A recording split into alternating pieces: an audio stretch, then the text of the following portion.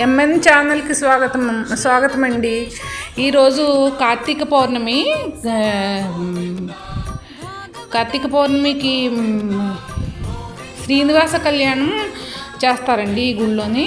కార్తీక పౌర్ణమినే కాదు, ప్రతి పౌర్ణమికి కళ్యాణం చేస్తారండి ఈ గుళ్ళోని. ఇది చాలా నమ్మకంగా, చాలామందికి నమ్మకం అండి.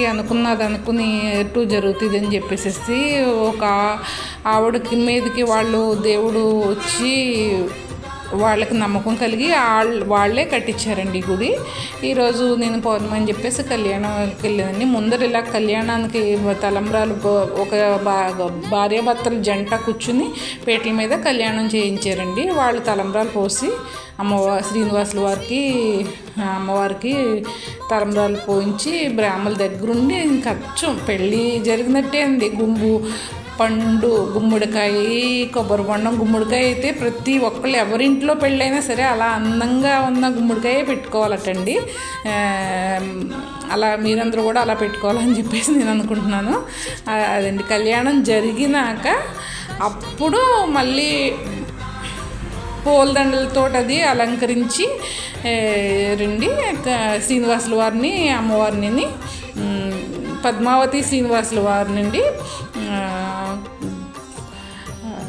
అది అందరితోటి వెళ్ళిన భక్తులు అందరూ కూడా తలంబ్రాలు పోయించండి. పోసారు, మేము కూడా పోసామండి. బ్రాహ్మణులు పోసినాక ముందర పీటల మీద కూర్చున్న దంపతులు పోసారు, తర్వాత బ్రాహ్మణులు పోసారు. వెళ్ళిన వాళ్ళు మేము అందరం కూడా పోసండి. ఇప్పుడు కళ్యాణం అయ్యాక అప్పుడు మళ్ళీ ఇలా అలంకరించారండి. మన దొడ్లో ఉన్న పువ్వులు కోసుకుని పట్టుకెళ్ళాను నేను. పత్తి మందారం పువ్వు స్వామికి నా చేతులతో నేను స్వయంగా అలంకరించుకున్నానండి. అది నాకు చాలా సంతోషంగా అనిపించింది.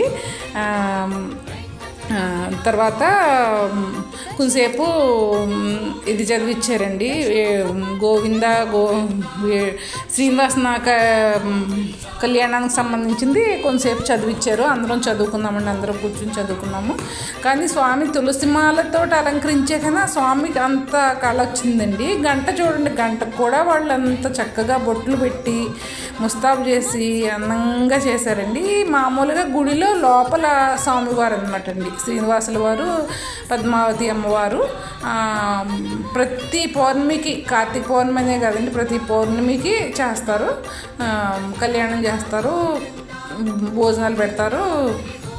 నాకు ఇవాళ వెళ్ళానండి, కార్తీక పౌర్ణమి కదా అని చెప్పేసి. అక్కడే మళ్ళీ పక్కన అమ్మవారు ఉన్నారండి, శివయ్య ఉన్నారు. శివుడికి చిన్న నంది, పాలతో చెక్కిన నంది, పక్కన మళ్ళీ చిన్న గణేశాన్ని ఉయ్యాల్లో ఊపుతూ ఉన్నట్టున్నారండి. అమ్మవారు అలంకరించాక మాత్రం చాలా ముచ్చటగా అనిపించారండి.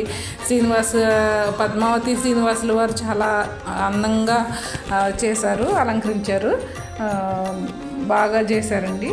ఈయన శివయ్య అండి, శ్రీనివాసుల వారి పక్కనే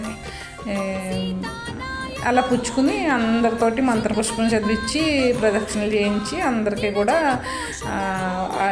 అక్షింతలు వేసి బ్రాహ్మణులు కూడా చాలా బాగా చేశారండి. ప్లీజ్ లైక్ అండ్ సబ్స్క్రైబ్ నా ఛానల్. ఓకేనండి.